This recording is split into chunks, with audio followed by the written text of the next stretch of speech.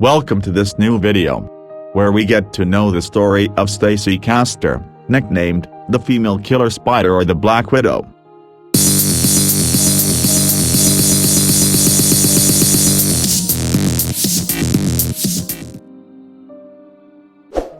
Women in general are an example of tenderness and embodied beauty that is far from violence and destruction. Destruction is not associated with women at all. This is not a fixed rule, but it is commonplace in the natural world before the eyes of human beings. However, there are some women who violated this ideal rule.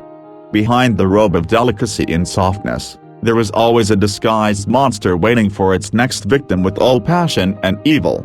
This is how the heroine of that terrifying case, Stacy Castor, proved to me. The story began in 2005 with a phone call from a strange woman, Stacy Castor. The police arrived quickly and answered the call of duty. When they broke into the mysterious man's room, it seemed to them that he had lost his life. On the bedside table they found a bottle of juice and a bottle of alcohol. There were also 2 cups with them, one empty and the other containing a strange green liquid. Before returning to the clutches of this thorny issue, come with me, dear ones, to learn about the story of Stacy Castor.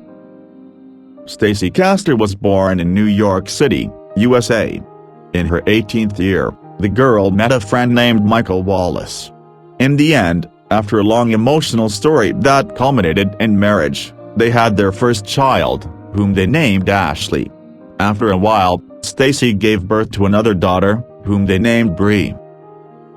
Michael's main occupation was an auto mechanic, and Stacy was a well-paid corporate employee. There was great bonding and love between the father and his family. That wonderful family was a truly happy family. Over time, Stacy begins to suspect that her husband is unfaithful to her and his beautiful home. He became a heavy drinker, and his mental health began to deteriorate. Stacy made an inevitable decision to separate from him, and she, in turn, started looking for a professional lawyer to start the divorce procedures quickly. But Stacy Castor decided, in one way or another, to postpone the matter and the whole issue until the end of the Christmas parties.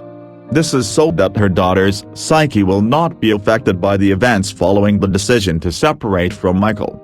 In one way or another, the separation never took place. The husband suddenly had a fit of great fatigue, and had been at home for a very long time without working for 6 weeks. He was unable to get out of bed and get up to continue his life and his own business. And he remained in a fatal health spiral from which he did not get up. He was 38 years old at the time.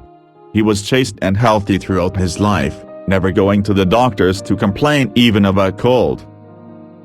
The poor man was constantly vomiting and emptying what was in his stomach, and things were getting more complicated, especially with the many cases of trembling that were afflicting him. He showed other serious symptoms, such as his inability to walk and speak. Michael's life did not last long, as he died after only about 2 weeks of his illness. According to the report of the doctor who examined his body, the death was due to a heart attack. Because of this strange death of a man who had not complained of any disease or any health ailments before, his family complained about it. After a time, his sister, in turn, requested an autopsy to ascertain the cause of her brother Michael's death, but Stacy Castor, his wife, who wanted to separate from him, told them that the doctor would not misdiagnose their son's condition, and that there is no need for an autopsy to preserve his sanctity.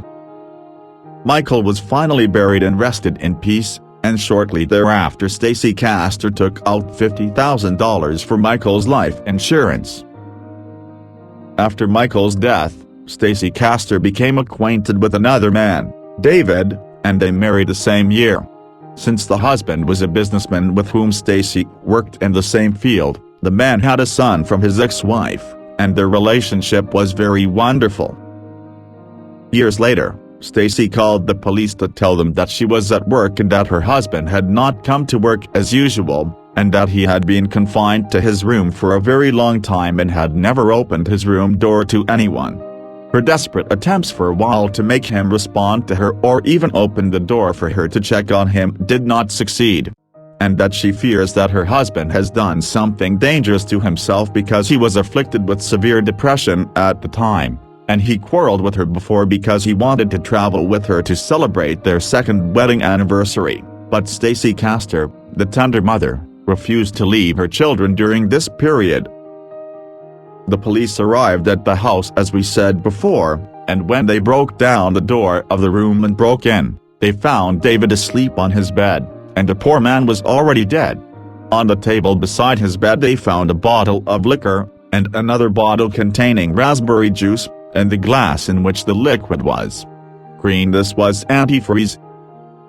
SID reports determined that husband David ended his own life by drinking antifreeze. And when the police wanted to investigate the matter, well, especially since the husband's family and friends completely doubted the idea of his suicide. Police found in the kitchen during a new raid on the house a cooking utensil that, when pressed, pulls chicken broth and then spreads it when emptying over the entire dishes. That tool was lying in the kitchen rubbish bin, and upon examining it, they found that it smelled of alcohol. It is noteworthy that the police obtained bank documents proving that the man put all his money in the name of his wife, Stacy Castor, and left his dear son, David, without writing anything to him. However, after the forensic analysis of this suspicious artifact, the final results revealed the presence of David's DNA on the artifact. They also found Stacy Castor's fingerprints on it, along with the green antifreeze. Her prints were also found under a glass of blueberry juice in David's room. Stacy, while the police watched her, showed a disturbed and strange behavior that made her the first accused in the case. The woman, in a strange step, buried her husband David next to her first husband Michael, and she did not go to visit his grave not even once, which means that she is not at all sad about the separation of her husband Loyal. Also, the police discovered that his wife did not call him much, as she told them while he was staying in his room, but it was only one call, followed by another call she made to ask for help.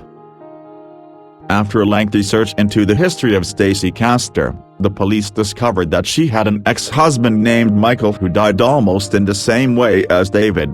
After the police reanimated Michael's body, they also discovered that he died because he drank a good amount of antifreeze.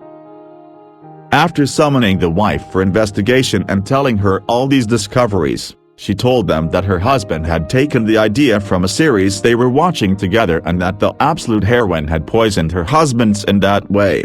The police never believed Stacy because of her fingerprints on most of the tools that were found next to the victim.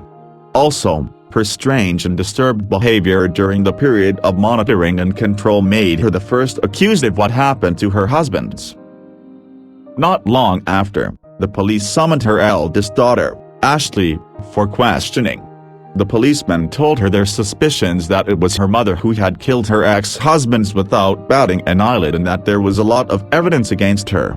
The girl was in a state of extreme panic when she first heard what was said about her mother and completely denied her mother's connection to what happened to her father, Michael, and to the last husband, David. Exactly 2 days after Ashley was questioned, Stacy Castor called an ambulance to tell them that she had found her daughter, Ashley, unconscious in her room. Next to the girl, paramedics found an empty bottle of alcohol, and more than one empty container of an approved painkiller.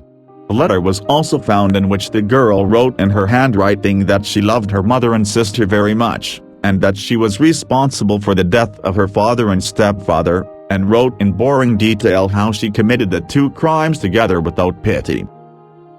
The girl was taken to the hospital because she was still alive.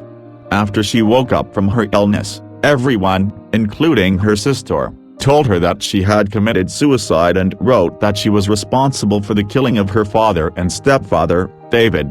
The girl denied everything that was directed at her, and said that the last thing she remembered before the accident was that her mother asked her to go home to sit with her for a while because she was afraid of the false accusations that tarnished her reputation from time to time. She also told them that she drank alcohol with her mother before she fainted, and the alcohol tasted very strange.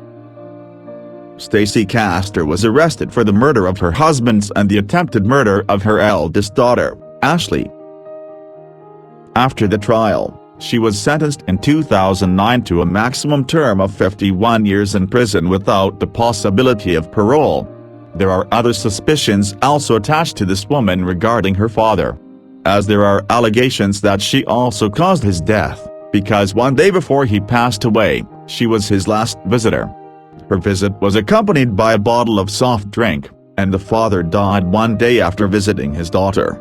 I also inherited from him the money of the insurance policy and all his private property, and at one time I demanded that his body be cremated so that he may rest in peace. Stacy did not live long, because in 2016 she was found dead in her cell of sudden cardiac arrest. If you like the video, do not skimp on us by subscribing and pressing the like button, Minister of the Bell.